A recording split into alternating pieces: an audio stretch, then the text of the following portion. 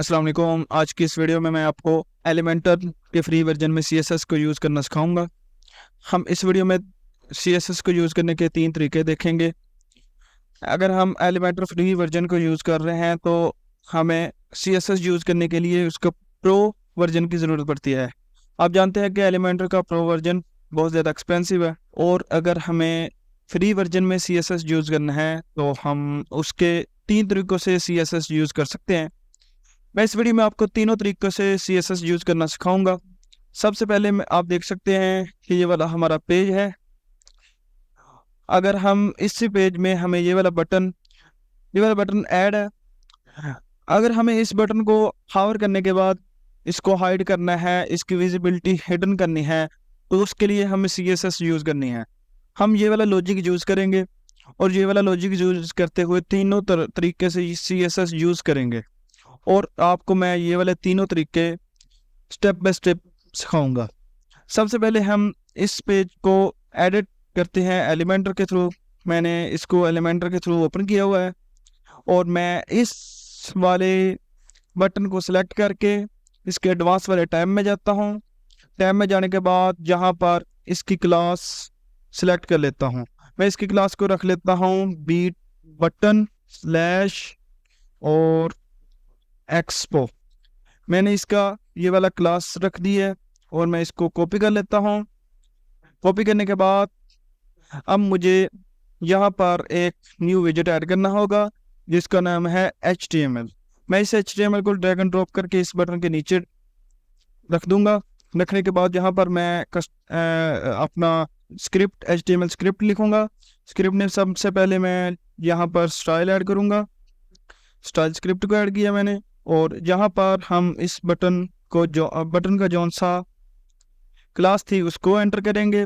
Enter करने के बाद मैंने क्योंकि इस बटन के ऊपर ये वाली फंक्शनैलिटी लगानी है, क्योंकि हमारा बटन के ऊपर जब माउस हावर किया जाए तो हमारा बटन हिडन हो जाए।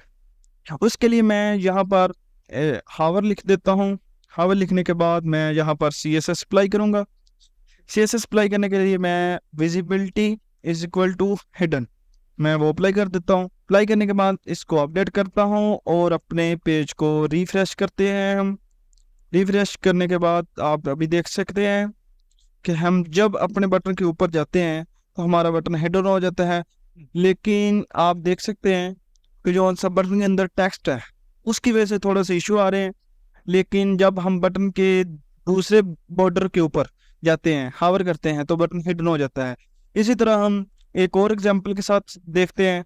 मैं उसी पेज पे जाता हूं और जहां पर एक न्यू आइकन ऐड करता हूं। आइकन ऐड करने के लिए मैं जहां पर आइकन सर्च करता हूं। आइकन सर्च करने के बाद जहां पर इसको ड्रैग एंड ड्रॉप करता हूं, और इसकी क्लास जो सी है CSS उसको रखता हूं स्टार। स्टार रखने के बाद मैं अगेन HTML वाले विजेट में जाऊंगा, और यहाँ पर जो सा ये क्लास है CSS क्लास है उसको मैं एज अ स्टार लिख देता हूँ। जब मैं इसको स्टार लिख दिया है मैंने, तो ये वाली मेरी जो सी CSS है वो इस स्टार के ऊपर अप्लाई हो चुकी है। आप अभी मैं इसको दोबारा आपको रिफ्रेश करके दिखाता हूँ। रिफ्रेश करने के बाद आप अभी देख सकते हैं यहाँ पर एक स्टार है। मैं जब इस स्टार के ऊपर माउस को हावर करता हूँ तो ये स्टार हिडन हो जाता है। इस तरह हम अब दूसरे जो से 2 स्टेप्स हैं, 2 मेथड्स हैं, उनके ज़रिए भी ये वाला तरीका करके दिखाएंगे। ये वाला लॉजिक लगा के दिखाऊंगा मैं आपको। मैं फिर यहाँ पर जाता हूँ और ये वाला CSS यहाँ से ख़त्म कर देता हूँ, इसको डिलीट कर देता हूँ। अभी मैं स्टार यहाँ पर एडिट दे देता हूँ, और आप यहाँ देख सकते हैं कि हमारा स्टार जोन सा है उसकी क्लास जोन सी है CSS क्लास, वो मैंने स्टार रखी हुई है। मैं अब दूसरे तरीके से CSS ऐड करूँगा, और वो तरीका है अपने वर्डप्रेस के डैशबोर्ड में जाकर प्लगइन्स वाले पेज पे जाऊँगा, और जहाँ पर एक न्यू प्लगइन ऐड करूँगा। न्यू प्लगइन ऐड करने के लिए मैं न्यू पेज पे जाता हूँ और जहाँ पर सर्च करता हूँ रॉयल एडॉन्स। जब मैंने जहाँ पर रॉयल सर्च किया है तो आप देख सकते हैं मेरे सामने Royal Elementor addons and templates आ चुका है।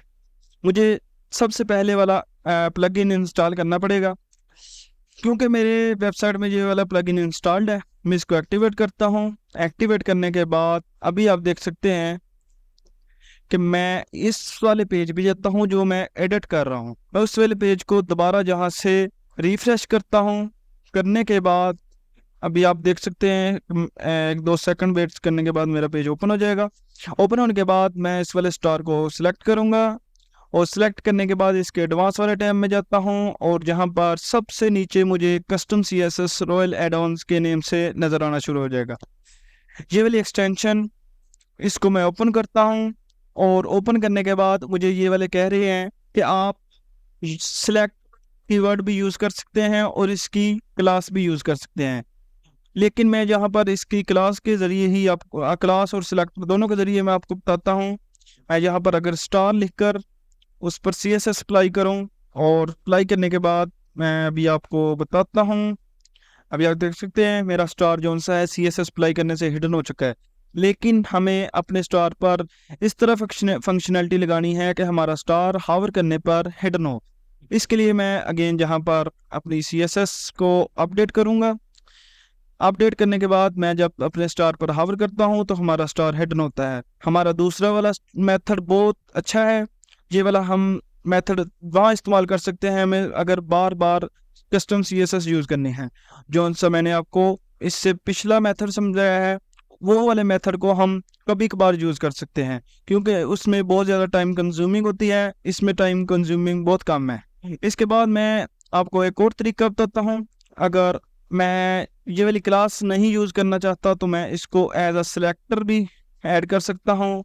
सिलेक्टर ऐड करने के बाद मैं अगेन हावर पे जाता हूँ। आप देख सकते हैं हमारी CSS अभी भी काम कर रही है। लेकिन अब हमारे पास तीसरा स्टेप है। उसके लिए मैं इस वाली CSS को यहाँ से डिलीट कर देता हूँ। डिलीट करने के बाद आपको दोबारा याद दिला दूँ कि मैंने अपने स्टार की जो सी CSS ID है वो रखी है स्टार।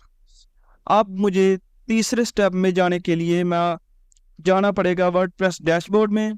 डैशबोर्ड में जाकर मैं जहाँ पर कस्टमाइज में जाता हूँ। कस्टमाइज में जाने के बाद आप देख सकते हैं कि हमारे सामने एक न्यू पेज ओपन हो रहा है जहाँ से हम अपने थीम को कस्टमाइज करते हैं। जहाँ पर मैं सबसे नीचे एडिशनल CSS में जाऊँगा और यहाँ पर अपनी क्लास को ऐड करूँगा जो थी क्लास स्टार यहाँ पर मैं इसकी विजिबिलिटी हिडन करता हूँ। आप देख सकते हैं हमारा स्टार फिर जहाँ से हिडन हो चुका है लेकिन हमें फंक्शनैलिटी अपनी चेंज करनी पड़ेगी। फंक्शनैलिटी चेंज करने के बाद आप देख सकते हैं जब हम अपने स्टार को हावर करते हैं तो हमारा स्टार तब ही हिडन होता है। आप देख सकते हैं कि हमारा स्टार बिल्कुल तब हिडन होता है जब हम उसके ऊपर हावर करते हैं। आज की वीडियो जहाँ तक थी, खुदा हाफिज़।